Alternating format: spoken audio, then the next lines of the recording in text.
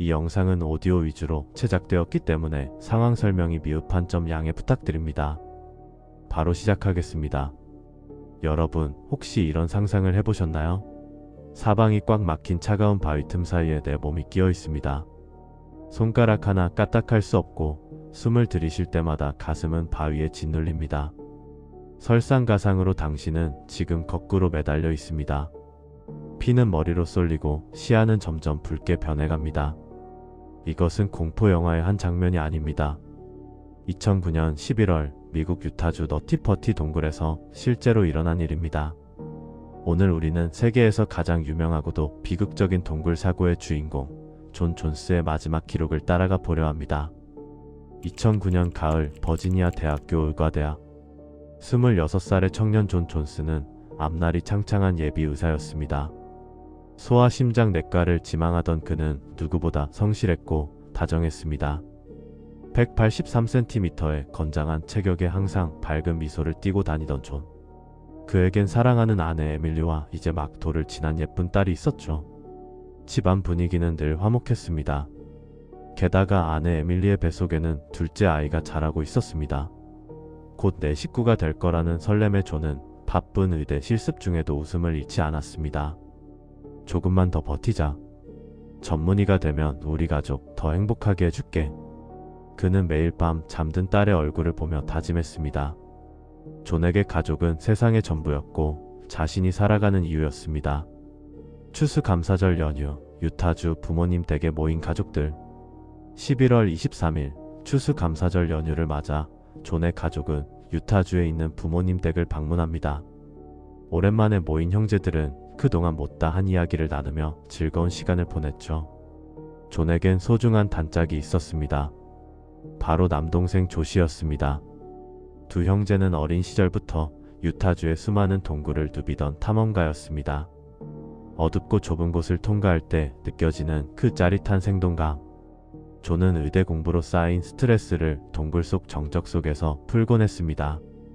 그런데 그날 저녁 동생 조씨가 흥미로운 소식을 하나 가져옵니다. 형 소식 들었어요. 너티퍼티 동굴이 드디어 다시 열렸대. 너티퍼티. 유타우스 서쪽에 위치한 이 동굴은 탐험가들 사이에서 아주 유명한 곳이었습니다. 너무 좁고 위험해서 사고가 잦았고 결국 5년 동안 폐쇄되었던 곳이죠. 하지만 2009년 철저한 허가제를 조건으로 다시 문을 연 겁니다. 존의 눈이 반짝입니다. 한동안 잊고 지냈던 모험심이 꿈틀거렸죠. 의대 실습과 육아로 지친 그에게 동굴 탐험은 최고의 휴식이자 탈출구처럼 느껴졌습니다. 거기 진짜 좁기로 유명하잖아. 우리 어릴 때 갔던 곳들보다 훨씬 재밌겠는데? 아내 에밀리는 조금 걱정스러운 눈치였습니다. 임신 중인 몸이라 같이 갈 수는 없었죠. 하지만 남편이 얼마나 동굴을 좋아하는지 잘 알고 있었습니다. 조심해서 다녀와요. 너무 무리하진 말고요.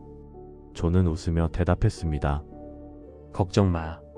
조시랑 같이 가는데 무슨 일 있겠어? 내일 점심 전에는 돌아올게. 그것이 존이 아내에게 남긴 평범하고도 비극적인 약속이 되었습니다. 11월 24일 아침 9시. 차가운 새벽 공기를 뚫고 11명의 일행이 동굴 앞에 도착합니다. 존과 조시 그리고 동네 친구들과 다른 가족들이었죠. 동굴 입구는 의외로 평범했습니다. 그저 땅 밑으로 난 작은 구멍 같았죠. 존은 장비를 챙기며 가볍게 몸을 풀었습니다. 90kg의 건장한 체격이었지만 그는 자신의 유연함을 믿었습니다. 수많은 동굴을 다녀봤고 한 번도 끼어본 적이 없었으니까요. 자, 들어가 볼까? 존이 앞장섰습니다. 동굴 내부로 들어서자 바깥의 소음이 차단되고 오직 자신들의 거친 숨소리와 신발 바닥이 바위에 닿는 소리만 들려왔습니다. 처음엔 순조로웠습니다. 픽 슬라이드라고 불리는 넓은 경사면을 타고 내려가며 일행은 환호성을 질렀습니다. 동굴 입구에서 1시간 정도 지났을까요? 픽 슬라이드의 완만한 경사를 즐기던 초보 일행들과는 잠시 거리를 두기로 합니다. 오랜만에 동굴을 찾은 존과 동생 조시 그리고 노련한 친구들은 조금 더 난이도가 있는 구간인 버스 커널을 통과해보기로 뜻을 모았습니다. 그 이름처럼 갓 태어난 아기가 산도를 빠져나오듯 기어가야만 하는 아주 좁은 통로였습니다. 존에게 이곳은 정복해야 할 대상이 아니었습니다. 그저 그리웠던 동굴의 품을 온전히 느끼고 예전처럼 형제가 호흡을 맞춰 통과해보고 싶은 추억의 장소였을 뿐입니다. 존은 앞장서서 낮은 포복으로 기어갔습니다. 헤드램프의 불빛이 거친 바위 표면을 후었습니다. 그런데 어느 순간 존은 의구심에 빠집니다. 분명히 지도상에는 이 근처에 팝스풋이라고 불리는 아주 좁지만 통과하면 넓은 방이 나오는 지점이 있어야 했습니다. 어두운 시야 속에서 존의 눈에 작은 틈새 하나가 들어옵니다. 조시 찾은 것 같아. 여기가 밥스푸시인 것 같은데? 하지만 그곳은 지도에도 없는, 그 누구도 지나간 적 없는 막다른 틈새였습니다. 존은 그저 자신의 기억과 지도가 일치한다고 믿었습니다. 의대 공부로 쉼없이 달려온 그에게 이 짧은 탐험의 완수는 일상의 작은 성취감이었을지도 모릅니다. 존은 양팔을 머리 위로 뻗고 몸을 밀어 넣었습니다. 183cm의 건장한 체격이었지만 그는 자신의 유연함을 믿었습니다. 조금만 더 가면 넓은 곳이 나오겠지. 그 확신이 그를 점점 더 깊은 수렁으로 이끌었습니다. 구멍은 갈수록 좁아졌습니다. 가슴이 바닥에 닿고 등은 천장에 쓸렸습니다. 숨을 내뱉어야만 간신히 몸이 1cm 전진할 수 있는 극한의 압박. 존은 당황했습니다. 이상하다. 밥스푸시가 이렇게 좁았나? 하지만 이미 뒤로 돌아가기엔 너무 깊이 들어왔고 경사는 아래를 향해 70도나 기울어져 있었습니다. 조시 여기 좀 이상해. 생각보다 너무 좁아. 목소리가 떨리기 시작합니다. 존은 마지막 희망을 걸고 눈앞에 보이는 수직 아래 방향의 작은 구멍으로 몸을 미끄러뜨렸습니다. 저 아래에만 내려가면 몸을 돌릴 수 있을 거라는 처절한 계산이었죠. 하지만 중력은 존의 편이 아니었습니다. 90kg의 무게가 좁은 틈 사이로 수직 하강하는 순간 존의 어깨와 가슴은 바위 틈의 쐐기처럼 박혀버렸습니다. 전진도 후퇴도 불가능한, 무엇보다 끔찍한 것은 그가 지금 거꾸로 서 있다는 사실이었습니다. 조시, 여기 오지 마. 형의 비명 섞인 경고를 듣고 달려온 조씨가 본 것은 좁은 바위 틈 사이로 간신히 보이는 형의 신발 바닥뿐이었습니다. 2009년 11월 24일 오후 9시경 존은 그렇게 깊고 좁은 감옥에 갇히고 말았습니다. 가족들과 웃으며 들어왔던 동굴은 순식간에 차가운 무덤의 공기로 변했습니다. 조씨는 형의 발을 붙잡고 끌어올리려 필사적으로 힘을 써보지만 거구의 형은 요지부동입니다. 형, 정신 차려. 내가 금방 구조대 데려올게. 조씨는 눈물을 삼키며 어두운 통로를 거꾸로 기어 나갔습니다. 홀로 남겨진 존.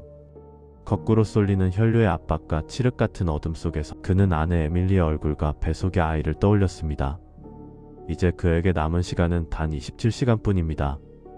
2009년 11월 24일 밤 12시 30분 첫 구조대원 수지 모톨라가 존에게 도달했습니다. 이때가 존한 3시간째. 존의 상태는 아직 양호했지만 수지가 마주한 지형은 절망적이었습니다. 존이 갇힌 지점은 너무 좁아 구조대원이 접근하면 존의 발목밖에 만질 수 없었고 작업할 공간조차 나오지 않았습니다.